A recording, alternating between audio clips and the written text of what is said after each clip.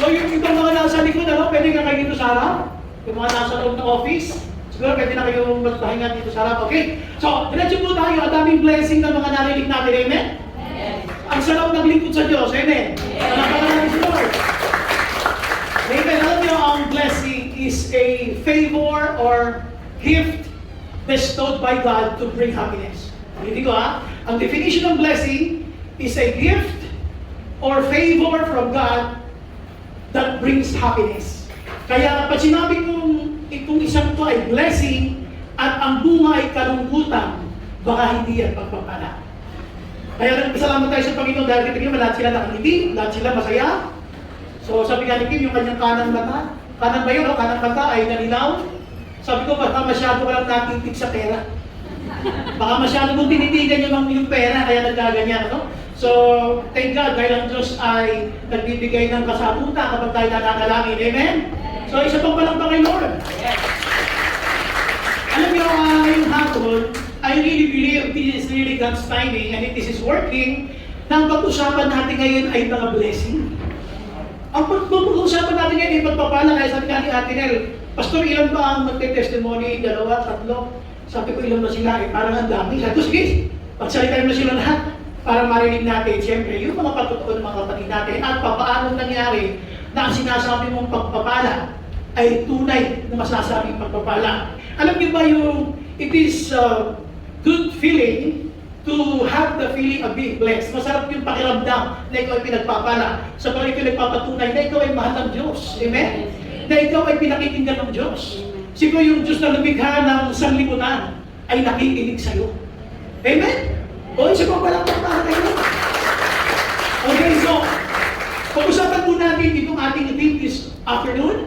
Sa mga kapatid po natin ngayon na nanonood, yung iba po dyan ay nasa ibang bansa, welcome po kayo. At mga kapatid natin, dahil yung mga ibang churches na nakasubaybay sa atin ngayon, we all welcome you in the name of the Lord. At siyempre, because of the JCI Music, ito po yung welcome po namin mga kapatid natin nasa ibang bansa. Okay, ito yung blessing of being blessed. Blessing of being blessed, yung pagpapala na ikaw ay pinagpala. Kumbaga, ang sarap ng pinagpala ka. At yun ay isang blessing na ikaw ay blessed. Amen? Isang malaking pagpapala na ikaw ay pinagpala. Why? Not all people, even Christians, are really happy. Kumbaga, kung tatanungin mo ang mga ibang Kristiyano, may mga Kristiyano malungkot. Pero they claimed God answered their prayers. If that prayer na sinasabi mong blessing ay ang bunga ay kalungkutan at ang bunga ay pagkukulang sa gawain sa Diyos, o kaya yung nagiging pabaya ka sa anumang relasyon mo sa Panginoon, baka hindi blessing yan. No? Ngayon, lilinawin natin ito sapagkat punong-puno ang Bible ng mga sinasabi kung ano ang mga gagawin ng Diyos sa atin. Kung minsan, masasabi mo na, Lord, it's true na your plans are greater than my plans. Kung minsan na si Lord naniniwala sa iyo, pero ito, hindi ka naniniwala sa sarili mo. Samantalang, kanina sabi, ang dami mga youth na nandito, yung mga with honors, with high honors, we congratulate you in the name of the Lord. Salamat sa Panginoon, lahat ng si pagtapos, yung moving up. So, maybe this coming Sunday, we will recognize everyone. Lahat mo na nagsipagtapos, moving up, at saka yung mga nag-graduate. Walang gusto pumulak pa. Masanay kasi tayo yung sinasabitan, tayo yung nire-recognize. This time we will recognize other people. So, blessing of being blessed. Ito, sinabi ito ng Panginoon sa mga Israelita, sa mga Hudyo, na bago ninyo maranasan yung pagpapalang nakalaan para sa inyo, ay binibigyan ko kayo ng mga paalaala. Pagka nakarating na kayo dun sa lupa, ipinangako ko sa inyo. Kumbaga sa panahon natin ngayon, kapag ka yung blessing ay bago mo maranasan yung answered prayers, I'm giving you an advanced reminders. What will you do with the blessing? Is God really in the business of blessing His children? Yes. So why do you think some are not that quote-unquote blessed? Bakit hindi yung iba ay nakakaranas talaga ng pagpapala? Bakit yung iba naiinip? Sabi nga ni Ate Cecil, nainip na siya, o kailan gusto niya na mag-resign, tsaka naman siya i-promote. Kaya kung bisa makita mo, Lord, bakit gano'n? Siguro, magasabi natin na bakit hindi ako? Dahil dati, kung kailan parang Ayoko na pumating sa church, saka naman sinagot yung prayer ko. O kaya gusto mo na mag-give up, saka naman sino nagpapakita ng kanyang pag-gilos. Pero yung tingnan niyo mabuti, yung the blessing of being blessed. What do you think God blessed you? And why do you think God is still not blessing you at this time? Pag-aralan natin. Sambahan niyo ako dito sa mga talatang ito. Let's go to Deuteronomy chapter 28. Ito yung ating pag-uusapan. Ito po ay mahaba. Kasi yung verse 12 pababa, it's all about the curses. Yung mga susunod sa Panginoon, maglilingkod sa Diyos, yan. May mga pangako na pagpapala. Pero yung mga hindi susunod sa Panginoon, yung mga magdi-disobey, sa ilalim ng 12 pababa. Ito naman yung mga sumpa na kanilang gaganasin. Ngayon, ang maganda rito, binigay ito ni Lord bago pa. Bago kayo tumanggap ng blessing, bago kayo makaranas lang sa panahon ngayon ng answered prayers, ito na yung sinasabi ni Lord. Ang sabi ka rito, before that prayer is answered, bago siya masagot, meron na siyang warning. Bago ka pagpalain, meron na siyang paalala. At yun ang pag-usapan natin. Now, let's go to chapter 28, isa sa verse 1. Ito yung sabi ng Panginoon. Sabi ng Bible, if you fully obey the Lord your God and carefully follow all His commands I give you today, the Lord your God will set you high above all the nations on earth. All these blessings, all these blessings, ano yung these? All that will be mentioned in this chapter. All that will be mentioned in this chapter, ay sabi ka rito, will come to you and accompany you if you obey the Lord your God. Marami sa atin, once we have the answered prayers, may blessing na tayo, we stop. Then, didiskarte na naman tayo sa sarili ay, at pagka nabalahon ka na naman, may problema ka na, balik ka ulit kay Lord. Luluhod ka na naman sa Panginoon, mananalangin ka na. Dito, ang sinasabi niya, yung unang-unang nasa unang mga talata. If you fully obey the Lord your God and carefully follow all His commands I give you today, sabi ni Moses, the Lord your God will set you high above all the nations on earth. All these blessings will come on you and accompany you if you obey the Lord your God. Now, sunod. You will be blessed in the city and blessed in the country. Napakaganda yan, ha? Magmula sa micro to the macro. Magmula sa barangay, papunta sa isang bansa. You will be blessed. You will be blessed in the city and blessed in the country. In other words, wherever you go, you will be blessed. Amen! Palakpakan natin ang Panginoon. Now, sabi is verse 4, the fruit of your womb will be blessed, and the crops of your land and the young of your livestock, the calves of your herds and the lambs of your flocks, your basket and your kneading trough will be blessed. Now, next slide po tayo. You will be blessed when you come in and blessed when you go out. Grabe ha? Pag pumasok ka, pag lumabas ka, pagpapalain ka, punong-puno ito ng pangako ng mga pagpapala. Now, diretso na. The Lord will grant that the enemies who rise up against you will be defeated. Lahat na magtatangka, lalabanan ka, ay mabibigo at sila ay matatang. They will be defeated. They will come at you from one direction but flee from you in seven. Dahil halimbawa sila sa isang lugar para atakihin. Dahil hindi sila mananalo, silang lahat ay magkakawatak-watak. Sabi dito ng Bible, the Lord will send a blessing on your barns. Tingnan nyo, pinuputak ni tayo ng word of blessing. The Lord will send a blessing on your barns and on everything you put your hand to. The Lord your God will bless you in the land He is giving you. Take note. The Lord your God will bless you in the land. Hindi sinabi na He has given you. You will be blessed in the land He is giving. In the process. Or it's something that is going to happen. Hindi pa nangyayari. Bago mangyari, sinasabi niya, ikaw yung magpapalay. Natuloy na. The Lord will establish you as His holy people, as He promised you on all. If you keep the commands of the Lord your God and walk in obedience to Him, then all the peoples on earth will see that you are called by the name of the Lord, and they will fear you. The Lord will grant you abundant prosperity. So, ulitin ko, hindi tayo prosperity preacher. Kasi alam nyo ngayon, yung prosperity gospel or prosperity preaching, ay makikita mo yan dito sa maraming ka-Kristyanuhan na parang sabi nila yun daw ay punto. Yes, kasi nga, yung prosperity gospel, parang Puro blessing, pero hindi pinag-usapan ng kabanalan, ng pagsunod sa Panginoon, wala na yun. So, dito kasi nakasulat, the Lord will give you, grant you abundant prosperity in the fruit of your womb, mula sa iyong mga anak, the young of your livestock, and the crops of your ground, in the land His word to your ancestors to give you. Sabihin natin, the Lord will open the heavens. Grabe ha. Bubuksan ang isang kalangitan para ka pagpalain. The Lord will open the heavens, the storehouse of His bounty, so send rain on your land in season, and to bless all the work of your hands. Kaya huwag kayong magtaka bakit ang dami yung testimonies. Amen? Palampakan natin yung aming Panginoon.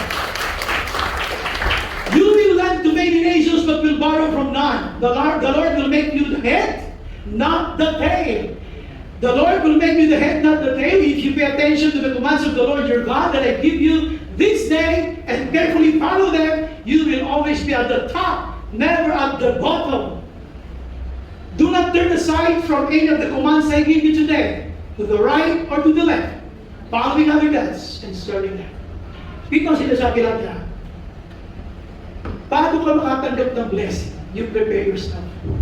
Do you really deserve to be blessed? Tanungin mo yung katabi mo, ready na ba ako? Ready ba ako? Sige, tanungin mo katabi mo, ready na ba ako? Sagutin mo sa'yo mga ewan ko sa'yo. Why? Kasi kung isa na lang nyo, the Lord, alam si Lord, hindi maramot. He is willing to bless us. The question is, are you ready? Sometimes, the character is being overtaken by material blessings. And when that thing happens, that's the moment na ang failure na ng Christian ay nag-uumpisa. Mag-uumpisa ng i-compromise mo ang values mo sa Christian kapag ka na-overtaken ka ng material blessings, yung character. Kaya dito, this is to titignan nyo puro blessing, ano? Pero kung titignan nyo mabuti, God wanted them to be an obedient child of God before this thing will happen. Bago kita magpalain ka na, gusto ko matuto kang sumunod sa akin. So tayo lahat ay yumuho, tayo manalangin, hilingin natin ang pagsama ng Diyos sa ating pag-aaral ng kanyang salita. Lord, we are so thankful for this afternoon. Salamat po, Panginoon, for your word that we're about to discuss. Lord, we need your guidance. We need the Holy Spirit to explain to us everything, Lord, about your word. That's why we invite you, Lord, to be with us. Samahan niyo kami. At bawat isa sa amin, Lord, na nandito, Panginoon, kausapin niyo po kami.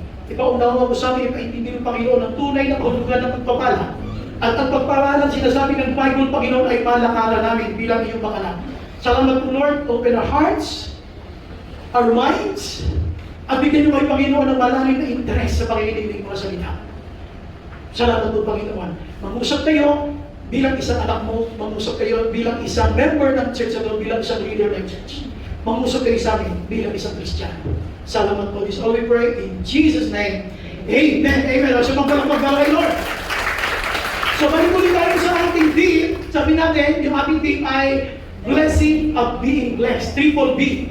Blessing of being blessed. So, paano nga ba dumating ang pagpapala sa buhay ng mga kapatid natin na mga Hudyo? No? Paano ba nag-umpisa yung blessing? Tandaan nyo, pag pinag-usapan ng pagpapala, we understand it as material things, everything na pinag-pray mo, na sumagot si Lord. Pero alam nyo, pag we speak about blessing, napakadaming pinag-usapan dito. Alam din naman natin na ang kalusugan ay pagpapala. Ang mga panalangin natin, itong mga bagay, basta alam natin, Diyos ang sumagot, yan ay pagpapala. Now, gusto kong dalhin kayo agad dito sa mabilisang pag-aaral sapagkat sasamantalay ko yung oras na ang diwa natin ay gising na gising. Sabihin mo sa katabi mo, gising ka ba? Gising ka ba? Yung kabila naman, turutin mo, gising ka ba? Kaya, okay, diretso tayo. Puntaan natin yung number 1, the blessing of being blessed. Now, dito, tingnan niyo mabuti yung ating gagawing paghimay-himay. We will do our best to digest the Word of God, to dissect it, sabi naman ng Bible. Sabi niya dito, if you fully obey the Lord your God and carefully follow. Dito makikita niyo yung mga terminology na ginamit. Talagang buong ingat, well-chosen words were mentioned here. Diba? Piling-piling mga salita ang sinabi dito kung paano tayo magpapalain ng Diyos. Now, ano ang gusto sabihin nito? If you fully obey the Lord your God, kumbaga, hindi lang half-hearted, kumbaga, full obedience. Hindi lang half obedience, full obedience. If you fully obey the Lord your God and carefully follow, ano yun? Instructions. Ito yung law. Sa panahon natin ngayon, yung Bible. If you fully obey the Lord your God and carefully follow all His commands. All. Sabihin mo nga, all. Sa katabi mo, sabihin mo, all. Yan, malinaw ha, all. If you fully obey the Lord your God and carefully follow all His commands I give you today, the Lord your God will set you high above all the nations on earth. At gawin niya, all these blessings will come on you. When all these blessings will come on you, when you fully obey and carefully follow. Okay, tingnan natin yung first main point natin. Ito yung conditional blessing. It will not just happen just like that. You have to participate. Mayroon tayong participation, conditional. In other words, if you don't fully obey and you don't carefully follow, then yung sinasabi na all these things, all these blessings will come on you, will never happen. It's a conditional blessing. So, sinabi ni Lord in advance what we should do for us to experience these blessings. Ngayon, na kanino ang bola? Ang bola nasa atin. Nasa iyo, sabi mo sa atin mo, nasa iyo yung bola. Nasa iyo yung bola. Kasi all these blessings will come on you and accompany you. Ano yung nasa green na kulay? If you obey the Lord your God. If. Pag sinabi, if, syempre, kung. Kung hindi mo gawin. So itong mga pangako ng mga pagpapala, hindi mangyayari. Kaya kung tatanungin mo sa sarili mo, bakit kaya ako, yung mga pagpapala, paano wala pa? Naalala niyo yung kwento ni Ate Cecil. Actually, nag-chat si Ate Cecil sa akin noong nakaraang araw na. Sabi niya, Pastor, may comment ako sa iyo. Yun na. Sabi niya, for 5 years, she's been praying na, kasi alam niyo, si Ate Cecil, she took up her masteral. Talagang heart niya talaga magturo. Heart niya talaga magsalita. Passion niya talaga mag-pray. Kaya lang, napag-usapan namin na parang gusto niya na mag-resign. Kasi nga yung prayer niya, parang hindi pa nangyayari ito sa kanilang office. Ay gusto nga niya maging trainer. Pero sabi niya, doon sa kanyang chat sa akin, so salamat kasi tinamagan ako ng team leader nila at saka yung cluster head nila na sa darating daw ng July 8, ibibigay yung lahat ng new hires at siya ang magkukonduct ng training para sa kanila. And then the prayer was answered. Palampakan natin ang kanila sa buhay. So ito, conditional blessing, how are you? Do we fully obey? Baka naman kasi ang obedience natin kay Lord ay hindi buo. Kaya yung pagpapalang inaantay mo, hindi rin buo. Kaya nga conditional. Will you obey or not? Kung hindi ka susunod, hindi ko mangyayari. Kung susunod ka, mangyayari ko. At daming verse sa Bible na meron tayo sundin. Matthew 6:33. Seek ye first. Alam mo na, seek ye first. Unahin niya, ayaw mo pa rin gawin. Tapos nagtataka ka, bakit magulo buhay mo? Bakit kinakapos ka? Bakit ang dami mong problema? Nakalagay na sa Bible, seek ye first. Hindi mo ginagawa. So if you don't carefully follow His instructions, then this blessing will never happen to you. For me, kalimutan mo ang pagpapala pag ikaw ay masuwayin na anak ng Diyos. Sabihin mo sa katabi mo, hindi ikaw yun. Ikaw yun. Hindi ikaw yun. Why? These are conditional. Ibig sabihin, tinan nyo sa chapter 28, pag inisa-isa nyo yan, ang daming blessing mentioned there. All these blessings will come on you all. Uy, sabihin mo sa katabi mo, all. All. Sa kabila naman, all. Sabihin natin lahat, all.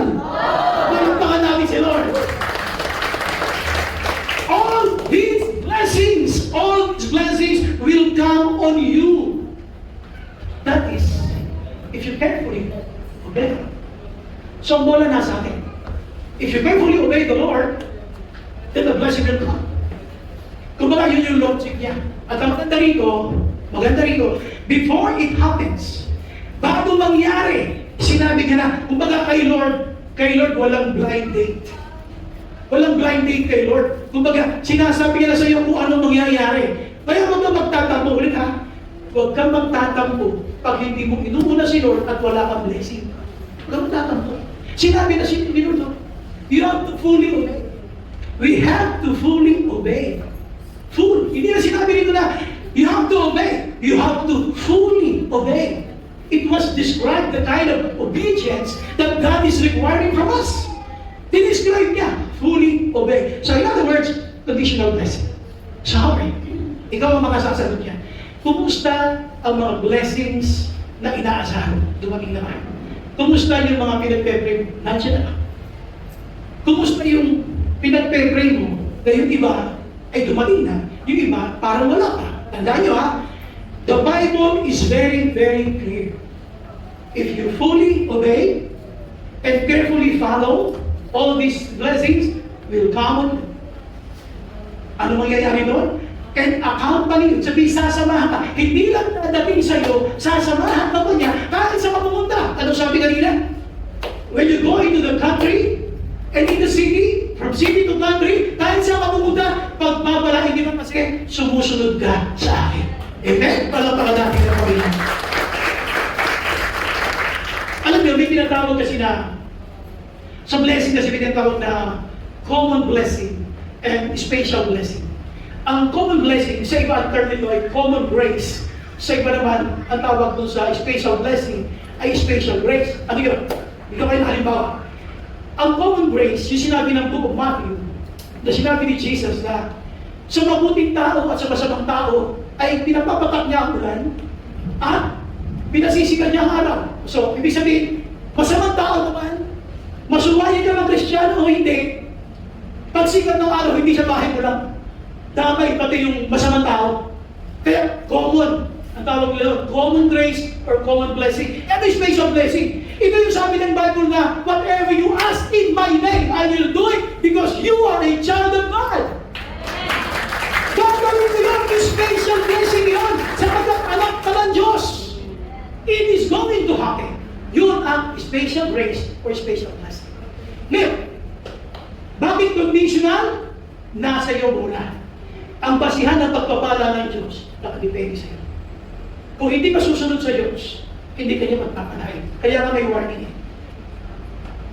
Kung susunod ka naman, ang ganda na sinabi ng Bible, all these, plural, all, tapos to plural, all these, tapos plural pa rin, blessings will come on you and accompany you. Whether you go to the city or the country, I will be with you. Hindi ka iiwanan ng aking mga pagpapala.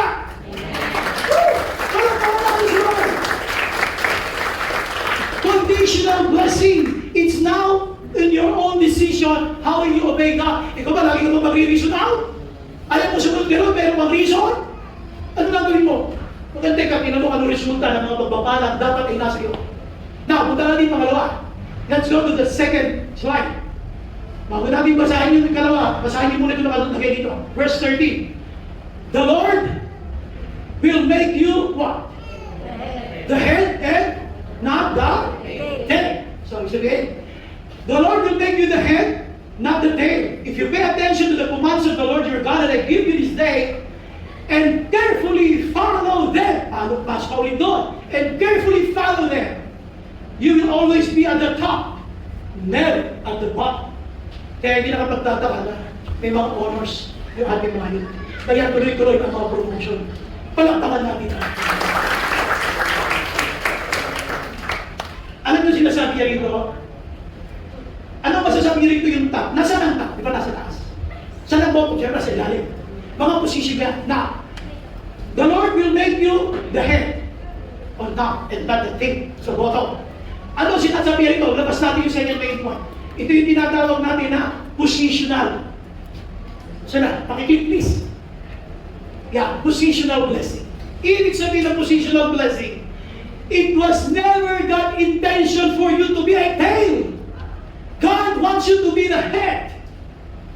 Dati marahil nung ikaw ay bago ka ng Christian, nagtitinda ka ng banana cue, o kaya barbecue, okay? Pero dahil lumalim ka sa Panginoon, nakakilala ka sa Diyos, pinagpala ka niya. Dahil hindi ka na natitinda na ng banana cue, supplier ka na ng mga saging ng mga nagbabanana cue. Amen? Marahil nung una, natitinda ka lang ng barbecue. Ngayon ikaw ng supplier ng mga baboy sa mga lugar na sa mga palengke. Why? You are now at the top, never at the bottom. In other words, God is willing to bless you if you can carry the position. Are you ready? Yung pinag-uusapan, kaya mo ba? Ano yung sa sarili mo? Kaya mo ba? Ano yung sarili mo? Sabi mo, yung sarili ko, yung katabi mo na lang. Kaya mo ba?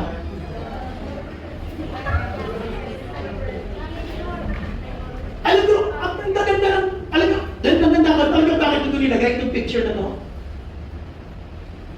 Itong picture preaching kasi alam nyo, in the Old Testament, pag pinag-usapan natin yung buhay nila Moses, everybody in the Old Testament, even the New Testament, lahat ng pag-uusap doon is all about the agrarian.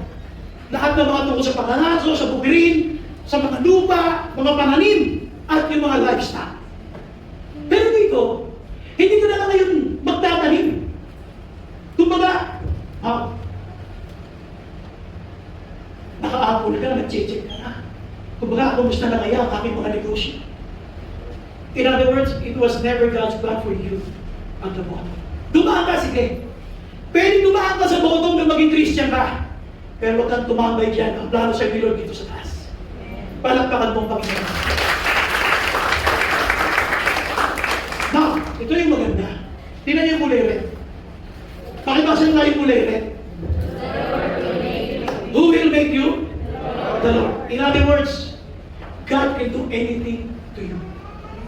The Lord will make you. What? Tungtungan mo! The Lord will make you a doctor, an attorney, a dentist, a lawyer. What? The Lord will make you what? The Lord can only do things na gusto niya para sa iyo. Ano? Positional blessing. Kaya mo ba? Ang problema kasi, pag pinagpala tayo, nawawala tayo sa mission. Susunod ng konti, biglang mawawala. Sinagot na Lord ang prayer niya, biglang nawala sa gaway. Bigla tayo nalambot sa buhay Kristiyano. Kasi yung prayer mo sinagot na eh. If God, sabi ko, if God can make you, sa mga verses mo yung pag-uusapan natin, God can also destroy you. If God can bless you, God can also curse you. Kaya kang bubuoy ng Diyos, kaya kang iwasakin ng Diyos kapag sumuway ka sa Kanya. Kaya ito sabi ng Bible, the Lord will make you the head, not the tail. Ano? Bakit na sinabi ng Bible yung the head, not the tail? Ano ba yung tail? Sunod-sunuran! Punasan yung head, nandun yung tail. You are my child, sabi ni Lord. I'm giving you wisdom. Don't follow the trends. Set the trend. You are now the head. Stop following what is viral. Create a viral. Amen! Walang tamatari si Lord. Ang sinasabi niya rito ay, God can do anything to you. God can bless you. Kaya huwag mo ka manidiskari sa buhay nito. Noong una, pwede na, tail ka lang, sunod-sunod ka lang. Hindi pangarap ng Diyos sa iyo maging tail. Gusto ko rin maging head. Sabihin mo sa kanila, be a head. Alabitin mo, sabihin mo, be a head. Maging ulo ka. So, dito, ulitin mo na nga, you will always be at the top, never at the bottom. Question! Ay, makinig ko kayo sa akin. Pakinggan mo buti. Pastor, naranasan ko na mapunta sa top. Pag bumalik ako sa bottom, maraming tanong yan, Kristiyano. Pastor, dati nandito ako sa top, bakit nasa bottom ako ngayon? Why is that? Kaya nga tanong ko sa'yo, ayaw mo ba? Ang dami sa akin pinagpala. Natapos yung pagpapala, nawala. Dati kang hit. Ngayon nasa bottom na. Why? You check. Tignan nyo, the Lord will make you the head, not the tail. Nakasandwich yung mga white na yan with this verse. The Lord will make you the head, not the tail. The Lord will always want you to be at the top, not never the bottom. Nakasandwich. Ano yung nakasandwich? Ayun puti. If you pay attention to the commands of the Lord, God, that I give you this day, and carefully follow them. In other words, may mga bagay na hindi tayo sinusunod. Kaya ikaw, dati ka na nasa top, bumalik ka sa bottom. Bakit? May mga nawala. Anong nangyari? Hindi mo kasi sinunod eh, no? If you pay attention to the commands of the Lord your God, and that I give you this day, and carefully follow them. Kung minsan alam niyo, pag pinagpala tayo, gumagaling tayo sa mga ngatwiran. Humuhusay tayo sa pag-argumento. Yung mga basic commands of the Lord, we refuse them. And we insist what we want. Here, nakasulat, if you pay attention, you will always take note of the word always. Dati ka lang nasa top, ba't ka bumagsak? Ba't ka bumaba ulit? Anong nangyari? We're not paying attention to the commands of the Lord. Nagre-reason out tayo. Ayaw natin sumunod sa Kanya. Masama loob natin. You ask yourself, where are the blessings that you had The last time, nasa na sila? Nasa na mga dati kong magpapala? Bakit wala na, Lord? Lord, bakit wala na? Why? You ask yourself, did I carefully follow God's instruction? O naging mataas ako? O naging mabaya ako? O nakatwiran ako sa Bible? O ipinilit ko yung gusto mo, ayaw mo makinig? Alam niyo, meron akong boss na Chinese. I used to be the general manager of King Panda Group Foods. So may party niya, FB Harrison. Alam niyo, meron kaming meeting sa Traders Hotel. Diyan sa may Boulevard dyan. Sa may party ng UN. Sa Bilano. Sa may malapit sa Manila Bay. Ross Boulevard. Sa Traders Hotel. Nag-meeting kami, sabi sa akin nung may-ari. Kasi yung King Panda Group Foods, as the general manager, iniiwan yung lalaki ako doon. It was owned by 3 Chinese and isang Pilipina. Ang gusto ko ikwento sa inyo ay paano sila mag-isip. So, hingan lang nila ako ng P&L. Sinabing P&L, profit and loss. Hingan sila ng report. Anong profit natin, anong loss natin, magkano expenses, gano'n lang usapan. Pag sinabi may expenses, ito ang losses. May profit ba? Pero, hindi lang may profit. Tapos, ano yung forecast mo for this year? At ano sa akin, yung forecast mo for this year? Pakita ko sa kanya, magkano mo? Okay, anong potential income? Anong potential income pag binigay namin yan? Eto, ganun lang usapan. Tapos iwan na ako ng 3 Chinese na yun. Babalik na sila sa mainland China. So pagdating yan, kailangan, yung sinabi ko sa report ko, kaya mo gawin. Alam niyo, kung bakit ito kwento? Sa corporate life, masarap, pagkabago ko pala nag-umpisa. Pero pag tumalino ka sa corporate life, sasabihin mo sana, show na ito. Ito pinalalaki mo, hindi negosyo nila. Alam niyo, nung ako'y nagtatrabaho doon, sabi ng Chinese na ito, pangalan ng Chinese na yun, marami naman sila matapang pangalan. Ang pangalan niya ay Michael Tan. Sabi ni Michael Tan, ito parlo, sabi niya, why Filipinos? Sabi niya, sometimes they have good income, then tomorrow, no income. Sabi niya, isang may salary siya, ngayon, bukas, wala na siya sweldo. Ganun ang Pinoy, yun tanong niya. Actually, binagin ko ba sa kanya yung gulong ng palad? Kung minsan nasa taas, kung minsan nasa? Basta nasa ibabaw, kung minsan nasa? Nasa ilalim. Alam mo sabi ko sa kanya, alam ko kasi, dinipensa ko ang mga Pinoy, siyempre Pinoy ako. Siyempre alam ko, sabi ko sa kanya, sa may-ari. Ang mga Pilipino, kung minsan, buhay niya sa taas, kung sa ilalim. Sabi niya, it's a lie. Ako, ito na, mukhang mag-argumento na kami. Sabi niya, it's a lie, don't believe that. Sabi ko, bakit kaya? Kaya maraming mga naghihirap. Listen ha? Kaya maraming naghihirap, sabi niya. Dahil sa paligid mga lalay, na ang buhay para kung ng panal. Baka umisa na sa taas ka, umisa na sa ilalim. Sabi niya, ito yung sinabi niya, pag nasa taas ka, do your best na huwag ka nang mailalim kailanman. Pag tumihid mo ron, para huwag ka nang mailalim ulit. Eh tayo hindi. Pag medyo maganda ang salary mo, maganda ang buhay-buhay, nakarinig mo ulit sa paghihirap na kasunod.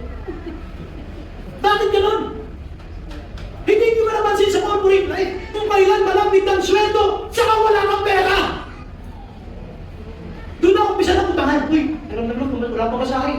Hindi, sweldo naman sa araw. Bakit gano'n? What I'm saying is this. Sa Christian, once you're at the top, do your best para wag ka nang mamunta ulit sa bottom. Amen? Palampakan natin ito. Now, meron ito kasunod na slide. Gusto ko pakita sa inyo. Why don't, atras mo na. Why do you think the Lord wanted you to be the head and not the tail? So you can influence more people. Alam niyo, kung isang Kristiyano, at may posisyon ka sa kumpanya, use that to win souls. Huwag ka lang mahiya. Ako, hindi naman nahihiya. Yung ba sinasabi na, huwag mo samantalahin yung posisyon mo para mag-share ka ng word of God. Sinasamantala ko talaga. Why? Kailangan mag-share. Yung captured market na sila. Captured audience na yun. Kailangan nila makilala si Lord. Hindi nga ako babasa ng verse, pero yung principles na binibitawan ko, puro biblical. Kaya naiintindihan nila.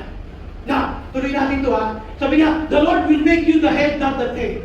Tapos sabihin ko, you will always be at the top, never at the bottom. Kumbaga positional yan. Now, tingnan niyo yung next slide ito. Pakikip lang. Seasonal blessing. Saan galing yung word na seasonal blessing? Sige. Tingnan niyo ito ha. Ito lang tayo muna. The Lord will open the heavens, the storehouse of His bounty, to send rain on your land in season. That's seasonal. Ibig sabihin, yung pagpapalang dadating sa buhay mo, pakinggan nyo ito ha, kapag sumunod ka sa Diyos, hindi ka nakatwiran sa Diyos, pag pinagpala kita, huwag ka matakot mag-tithes. Yung iba kasi habang pinagpapala, lumalaki yung tithes, ayaw bitawan. Ang titignan mo yung makikira. Ang titignan mo yung maiiwan, hindi yung bibitawan. Kasi yung maiiwan, mas malaki pa rin kaysa bibitawan. Amen? Mapalagpakan natin siya. Tingnan nyo kung anong gagawin ng Diyos. Kanina, the Lord will make you. Nakaret yun. Dito, the Lord will open. What? The Lord will open. The Lord will open the heavens. Bubuksan ng Diyos ang kalangitan. Sabi pa rito, the storehouse of His bounty. Yung kanyang kamalig ng kasaganaan, ipararala siya sa iyo. Bubuksan niya yan, to send rain on your land. Bakit niya? Pararanasin ng sending the rain on your land. In that season, magkakaroon ka ng matinding harvest. Now, tuloy natin. Sige ba, isang click. To send rain on your land in season and to bless all the work of your hands. Pagpapalain ng Diyos ang lahat ng ginamita mo ng iyong kamay. Bubuksan niya pala kita. In other words, God will do everything to bless His child. And that is you. Gagawin niya. Pati ka lang kita bubuksan ko para magpalain ko lang ang aking anak. The Lord will open the heavens, the storehouse of His bounty. Yung kanyang kamalig ng kasagalan, bubuksan niya, no? Magpapaulan siya to send rain on your land in season. Kaya seasonal. Ibig sabihin ng seasonal, hindi ito yung kung kailan lang panahon, hindi yun. Ang sinasabi natin dito na in season, kung kailan ka nag-expect, dadating siya. Palakpakan naman natin si Lord. Anong gagawin ni Lord? To send rain on your land in season and to bless all the work of your hands. Lahat na ginamitan mo sa kamay, pagpapalain ng Diyos. Lahat na ginamitan mo ng kamay, pagpapalain ng Diyos. Yung sinampal mo, pagpapalain ng Diyos. Ginamitan mo ng kamay. Now, you will lend to many nations. Magpapautang ka. Alam nyo, kung may utang na tayo, minsan, halimbawa, yung loan. Nagpa-loan ka, hindi mo kayo nabayaran. Minsan sinisigil ka kagad eh. Dito sabi ang pautangin mo rito, hindi yung kapitbahay, hindi yung barangay, nations! Plural! At ang kasunod, but will borrow from that. Pero hindi ka manghihirap. Hindi ba napansin, ang daming Kristiyano pinagpala na yung nakalaang pandemic. Dami pinagpala sa atin. At nagtataka sila, bakit pa ng pandemic, ang dami kong blessing. Yung mga tao, hindi ka naman dami naalala kanila, pinapadala ka na kung ano-ano. God can open the heavens. God can speak to stones. God can speak to people. God can talk to birds if you wanted to. Just to bless you. Kaya huwag nyo isipin ang Diyos natin maramot.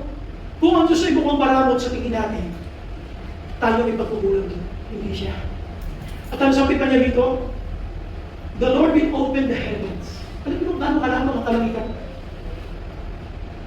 Yung katabi mo, kalabitin mo, sabi mo, langit daw. Nakasabi yung kalabitin mo, langit daw yung malalaglag sa upuan. Langit daw. Sabi mo, grabe kalabit ang laglag sa upuan. Okay, so, the Lord will open the heavens. Grabe. At saka yung storehouse ni Lord. Grabe ang storehouse ni Lord. Bubuksan niya yun para magpalain. At yung nasaan ba nakatanim ang iyong mga pananim? The Lord will send rain on your land. Grabe. Hindi mo ba nagtataka? Ang dami nyo naman nakapilan dyan ng mga nagtitinda. Yung mga tao sa ilang bumibili. Why? Because the Lord is sending rain on your land. Amen?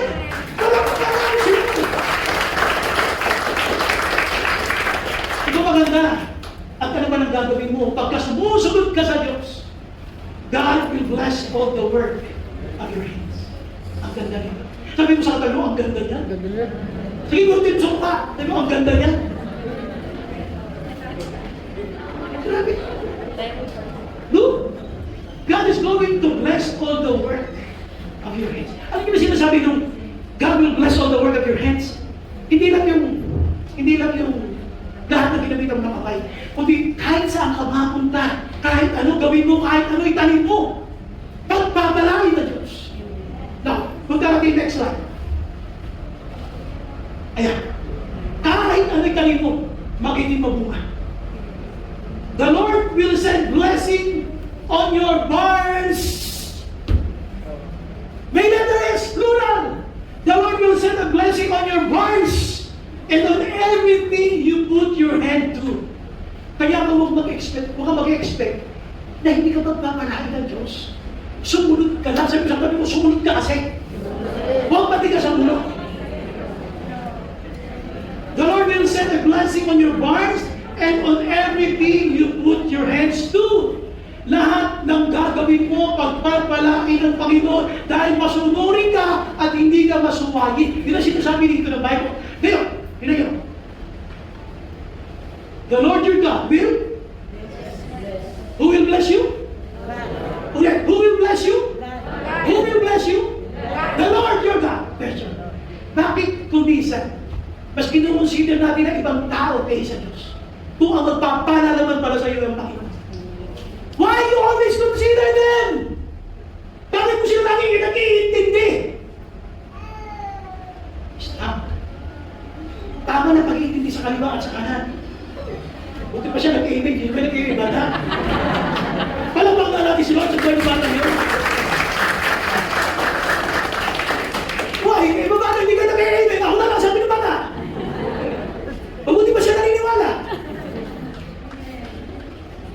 Alam niyo, gusto ko makita niyo rito. The Lord your God will bless you. Ang ganda nito eh. Sino mag-bless? The Lord your God. So, hindi sinabi na, my neighbor will bless me.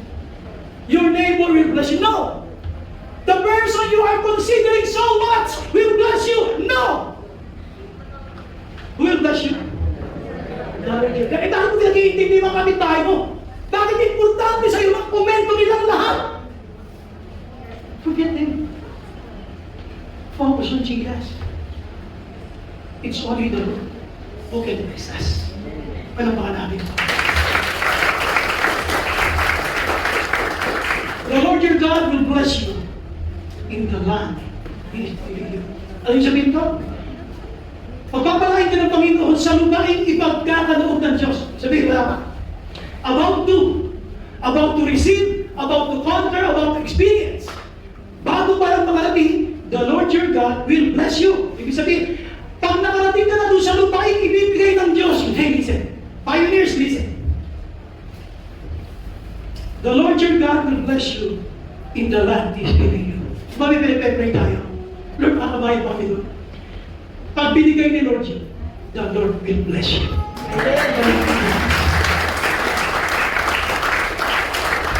Hindi importante ang sasabihin ni brother o ni sister o ni kapatid, sino mang tao. God is the only one who is capable of blessing us. Hanggat sumusunod tayo sa Kanya, the Lord your God will bless you in the land He is giving. In other words, para ikaw, may pinag-pray ka sa Panginoon, wala pa. Dumating yung prayer, na-receive mo yung prayer, sabi na-receive mo yung sagot. Ano ba ang sagot ng Diyos yan? Hindi ka yan dyan pababayaan. Pag ibinigay na sa iyo, in the land He is giving you, pag na-receive mo na ng what God is giving you, the Lord will bless you there. Saan ka ba makarating? Saan ka nabibigay sa iyo ng Panginoon? The Lord will bless you. All, sabi niya, all where your hand will do, lahat ng gagawin ng kamay mo, lahat yan ng gagawin ng iyong kamay, pagpaparain ng Panginoon. Palampakan natin. Now, ito for blessing. Puntahan mo natin yung warning. Praso lang. I just want you to be warned. Gusto makita lang natin. Pakinig ka mabuti ha. Wala mo nang pakipagkwentuhan. Importante ka din kasi itong susunod na slide. So, punta natin next slide. So, be warned when you disobey God. May warning. Kanina pinakita ha. Pag Maraming blessing. May conditional blessing. Ano yung pangalawa natin? Hey, nakikinig ba kayo? Positional blessing, and that pertain. Seasonal blessing. Now, when you disobey God, be warned. Sabi mo, ayaw ko maniwala sa iyo, pastor. Hindi ako naniniwala sa pinagsasabi mo. Ayaw ko maniwala sa iyo. Okay? Tingnan natin yung warning. Palitan natin itong slide na ito. Next slide, please. Isang click lang. Verse 29. You will be unsuccessful in everything you do. Grabe yan. Pag sumulay ka sa Panginoon, you will never be successful in everything you do. You will be unsuccessful in everything you do. Kanina sabi, ano man ang gawin ng kamay mo, pagpapalain ko, pag sumusunod ka. Ngayon, hindi sumunod, ayaw sumunod sa akin. In everything you do, you will be unsuccessful. Kahit ano gawin mo, hindi mo tatagumpay. Kahit saan ka magpunta, hindi mo tatagumpay. Kahit ano gawin mo, hindi mo tatagumpay. Take note of the word. Kulay-kulay yan. You will be unsuccessful. Why? Tinondar mo ang Diyos yan eh. Pinagmalakhan mo ang Diyos yan eh. Paano kanya magpapalain? Ayaw mo na sumunod sa Kanya. Ang sinusunod mo, sarili mong isip. Yung kaibigan mo, yung palagay mo. Ayaw makinig sa Panginoon. 29. Kaya may mga dat yan sa unahan. Kasi may mga una pong binanggit yan. Hindi ko lahat pinilagay. Pero sabi niya, you will be unsuccessful in everything you do. Asa ito? Walang tagumpay. Kahit anong project, kahit anong pasukin mo, lahat yan palpak. You will never be successful in everything you do when you disobey God. Ano pa? Another click, please. You will build a house, but you will not live in it. Lahat ng pinagpaguran mo. Pumili ka ng bahay, hindi mo gagamit. Lahat yan. Lahat ng pinagpaguran mo. You will build a house, but you will not live in it. Hindi mo mararanasan na magamit. Pwede mawasan, disaster, everything. Now, tuloy natin siya. You will plant a vineyard, but you will not even begin to enjoy its fruit. Ibig sabihin, lahat ng itatanim mo, hindi pa kikinabahan. Lahat ng effort mo, yung fruit of your labor, hindi mo ma-enjoy. But you will not even begin. Kahit umpisa lang, hindi mo rin magagawa. Pag sumubay ka sa Diyos. Kaya importante ito, kahan-kahan na yung pagsunod. Kaya sabi ko sa inyo, be warned. O ayaw mo makinig, nakakatuwira mo sa isip mo, kanina pa habang pinaliliwanag ng blessing, o be warning. You will be unsuccessful. Masakit yun. Hindi ka magtatagumpay sa lahat. You will build a house, but you will not live in it. Tapos magtatanim ka, lahat ng pinaghirapan mo, hindi mo enjoy yung fruits of your labor.